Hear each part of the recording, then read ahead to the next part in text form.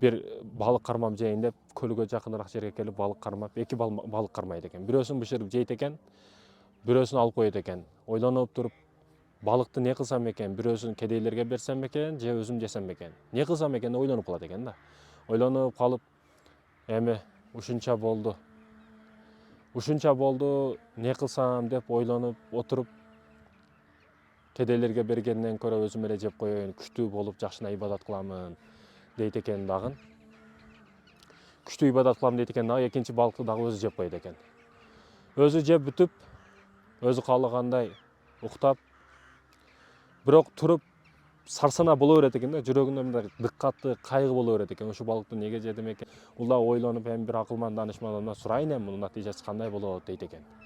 Анан барат экен, барып акылман данышман адамды таап, издеп таап, мен ушундай кылып койдум, эки балыгым бар эле, не кылайын десе, сен паланчыга бар дейт экен. Ал паланчыга жөнөтөт экен, ошентип ал паланчыга келет экен. Паланчы өтө акылдуу, молдо деген угуп жүрөт эле өзү дагы. Анан барат экен, издеп таап барса, бир жаңыраган сарайлар, өтө байлык, күчтүү кызматкерлер бул жакта чуркап жүрөт. Эми туура эле молдо экенин үйгө келдими, бул каяк дейт экен, өзү кыжаалат болуп сарсанаа болуп калат экен. Бул жер молдонун үйү эмес го деп. Анан ойлонуп, карап, отуруп жерди карап, бир учурда бай кирип келет экен.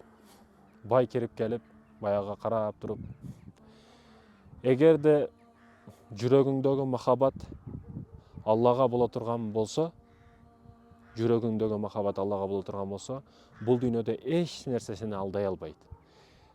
Эгерде жүрөгүңдөгү махабат дүйнөгө болгон болсо, акчага, долларга, еврого боло турган болсо, бир балык дагы сени уктатпайт дейт экен да. Ошондо баягы жетет экен да. Бул жүрөгүндө Алланын махабаты бар, ошон үчүн ушунча дүйнөгө маани бербейт.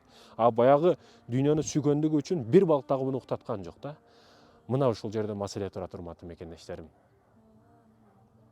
Ошондуктан бул маселеде ойлонойлу, ойгонойлу, урматтуу мекендештерим.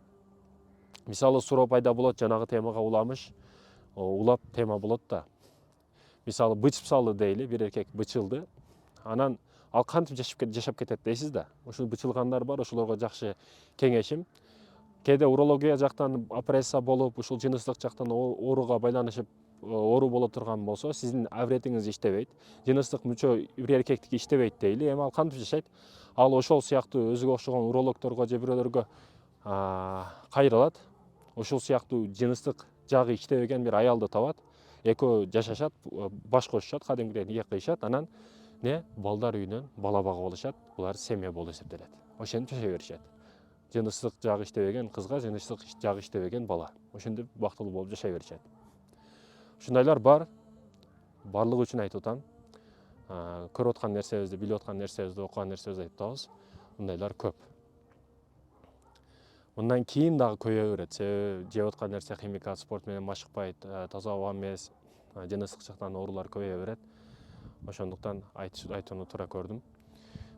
Дагы урматтуу мекендештерим, жыныстык катнаш жаныбарга болбойт. Бир жыныстан болгон адамдан адамга болбойт. Аял аягыл, эркек эркекке болбойт, арам. Аллах табарака ва таала ак никеге буйругандан кийин ак никеге эч нерсе жетпейт. Ак нике деп айтып турат, ак да, көңүлүң тынч ар дайым. Ассаламу алейкум ва рахматуллахи ва баракатух.